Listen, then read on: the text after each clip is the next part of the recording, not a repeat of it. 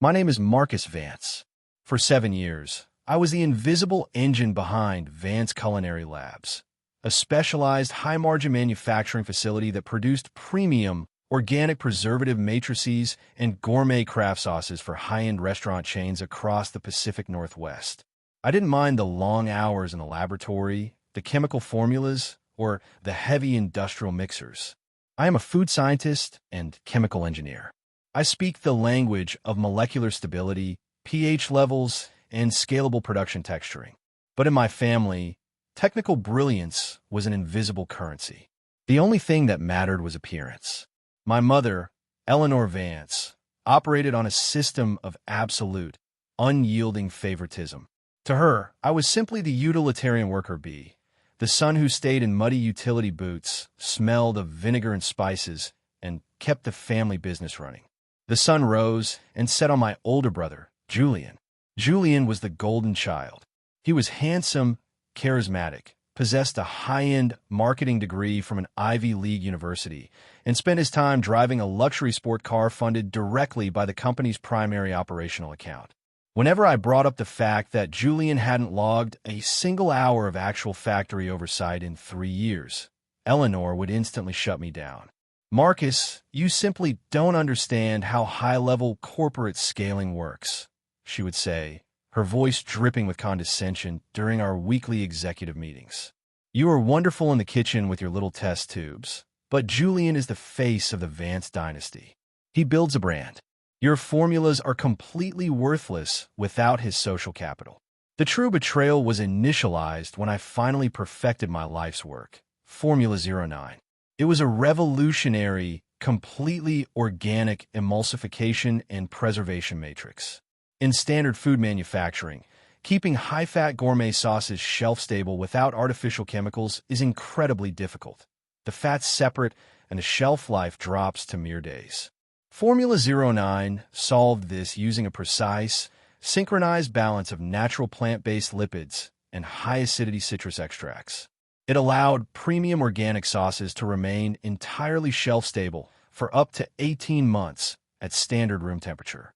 It was worth millions to any major supermarket distribution network. I spent 18 months running stress tests, stabilizing the pH curves, and recording the data in my private encrypted server. 2 weeks after I showcased the final stable batch to my mother, I arrived at the manufacturing plant at 6 a.m. to find the locks on my laboratory doors completely changed.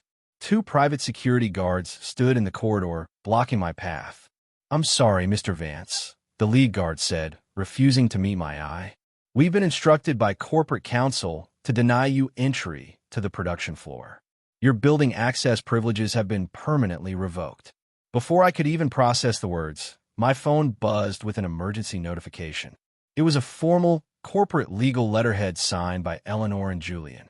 I had been permanently terminated from Vance Culinary Labs for operational redundancy. The contract stated that because I had utilized company equipment to develop my formulas, 100% of the intellectual property for Formula 09 belonged exclusively to the family estate.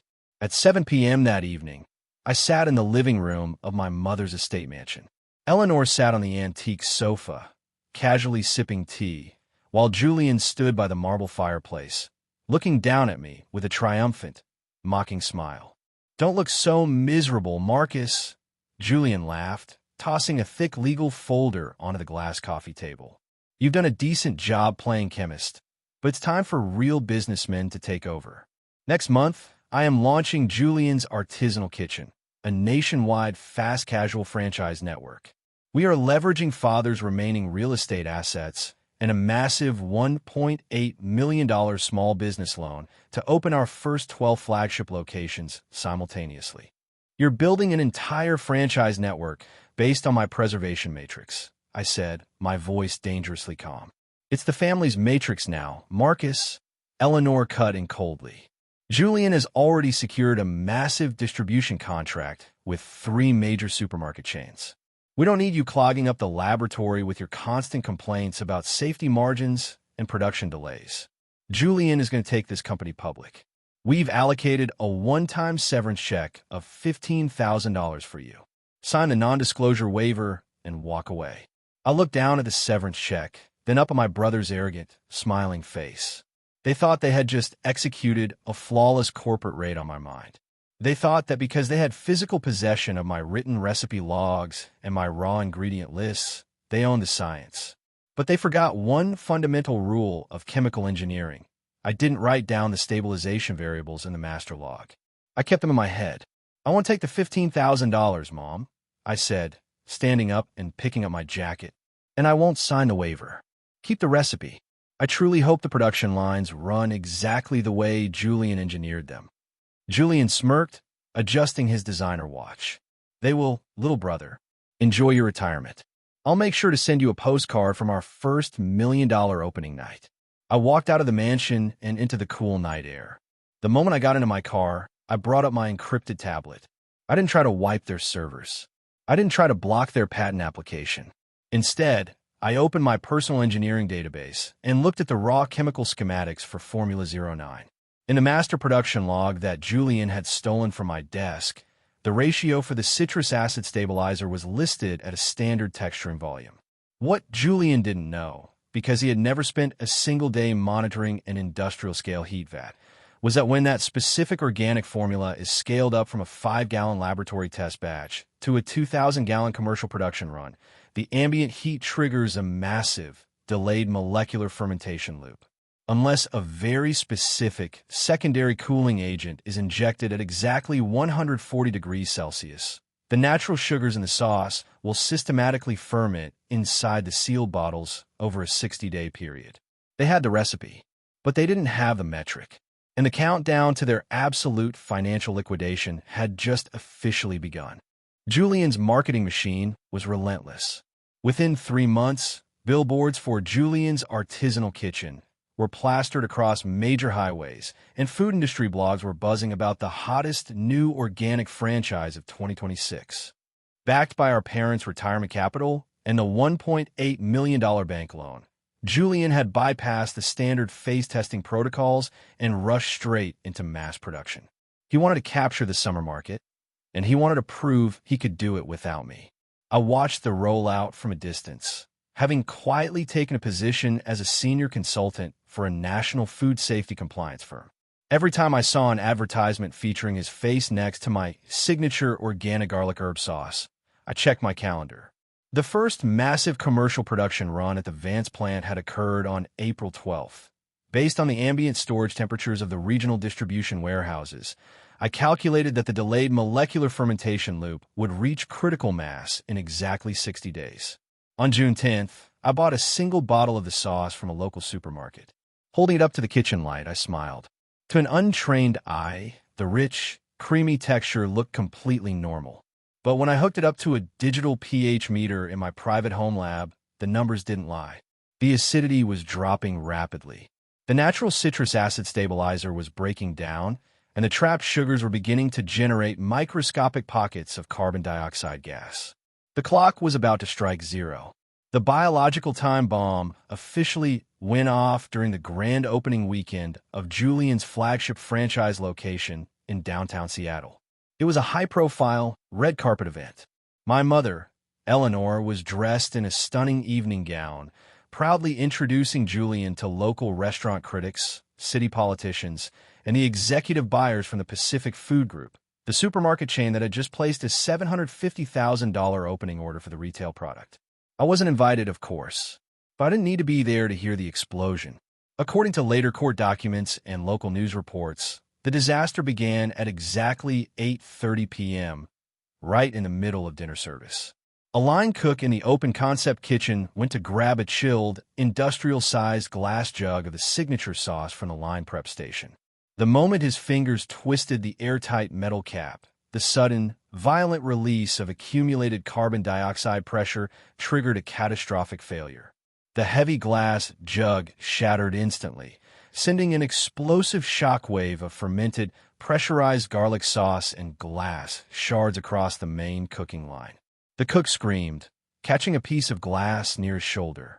Within minutes, panic rippled through the restaurant as 3 more pressurized bottles on the display shelves exploded in rapid succession, spraying patrons with a foul, sour, over-fermented liquid that smelled violently of spoiled yeast and rotten milk. It's just an isolated refrigeration issue. Julian yelled frantically to the crowd, his face turning a panicked shade of white as security tried to clear the room. The kitchen staff didn't follow temperature protocols. We have everything under control.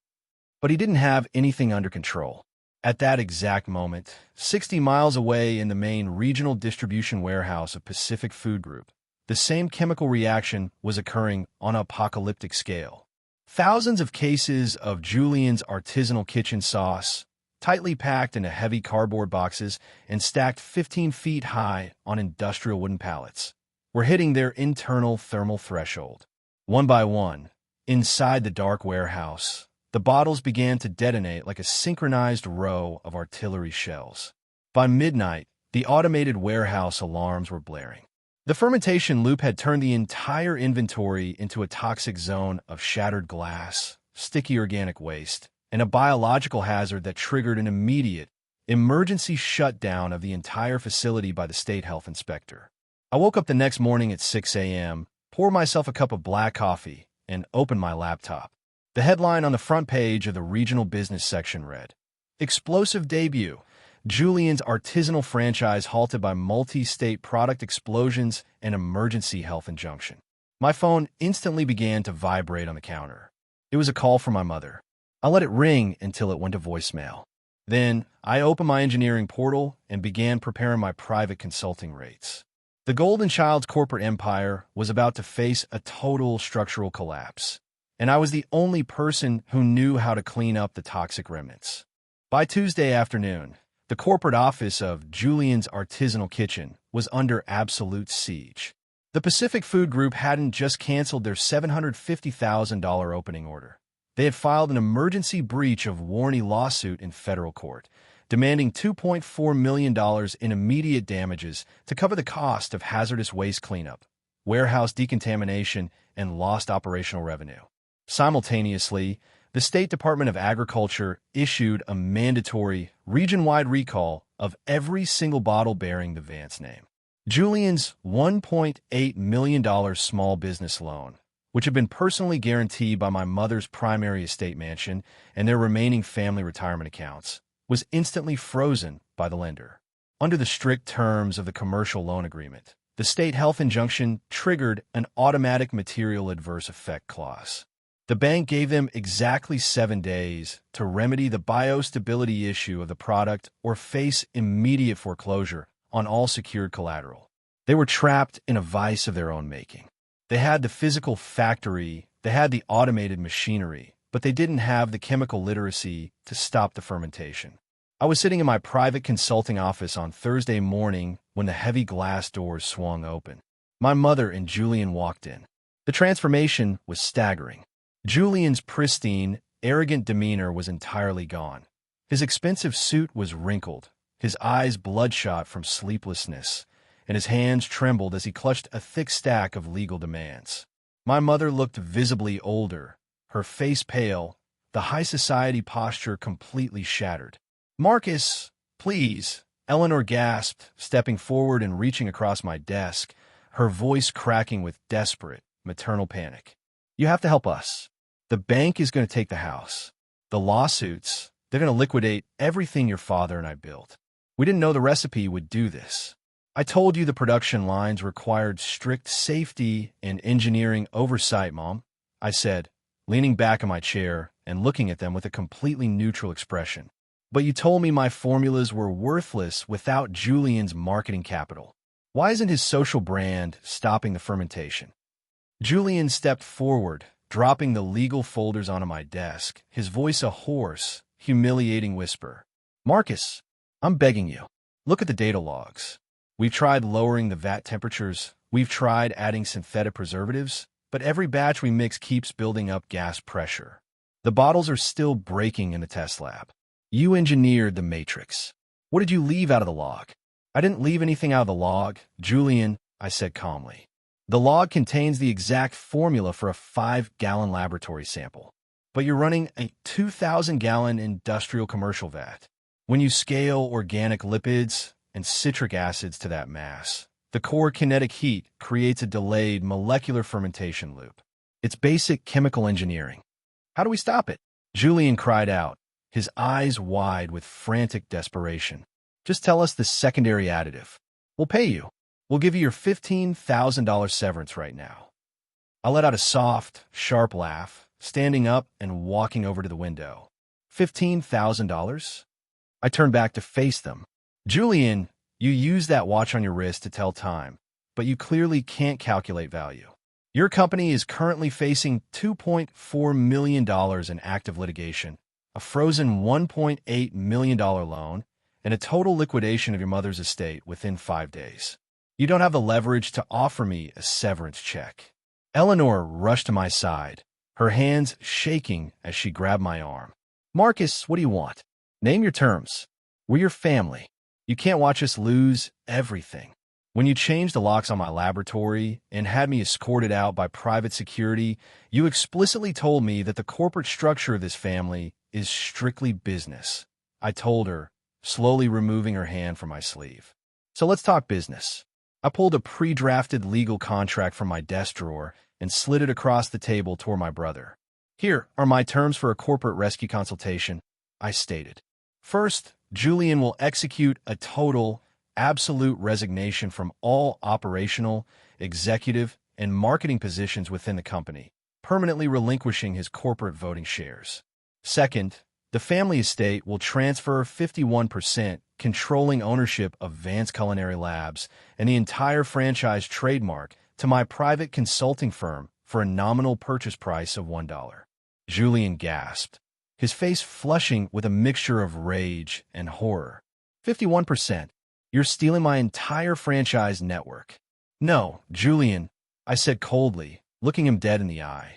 I'm buying a burning building that you set on fire, and I'm the only engineer with the water to put it out. If you don't sign that transfer document by 5 p.m. today, I will let the bank execute the foreclosure on Mom's house, and I will buy your factory equipment for pennies on the dollar at the bankruptcy auction next month. You have 4 hours to choose between absolute ruin or total surrender. Decide wisely. The clock on my office wall read 4:42 p.m. when Julian finally picked up the pen. His hand shook so violently that his first attempt at a signature was nothing more than a jagged scrawl. Eleanor watched in absolute, hollow silence as he signed away his executive status, his voting shares, and his pride. With a final stamp from my office notary, the corporate architecture of the company shifted permanently. I was no longer the invisible chemist. I was the 51% controlling owner and CEO of Vance Culinary Labs. The transfer is complete, I said, sliding the document into my desk drawer. Julian, you have until noon tomorrow to clear your personal belongings out of the executive suite. Mom, I suggest you go home and rest. The foreclosure notice on your house will be rescinded by the bank the moment my legal team files our corporate restructuring plan. And the formula, Marcus? Eleanor whispered, her voice devoid of its former high society warmth. How do we stop the explosions? I will handle the production line personally, I replied. Your operational interference in this company is officially over. At 6 a.m. the following morning, I walked back into the Vance manufacturing plant. The two private security guards who had blocked my path weeks ago stood at the entrance. This time, they quickly straightened their uniforms and bowed their heads. Good morning, Mr. Vance, the lead guard said, opening the heavy glass doors for me. I didn't waste time on a victory lap.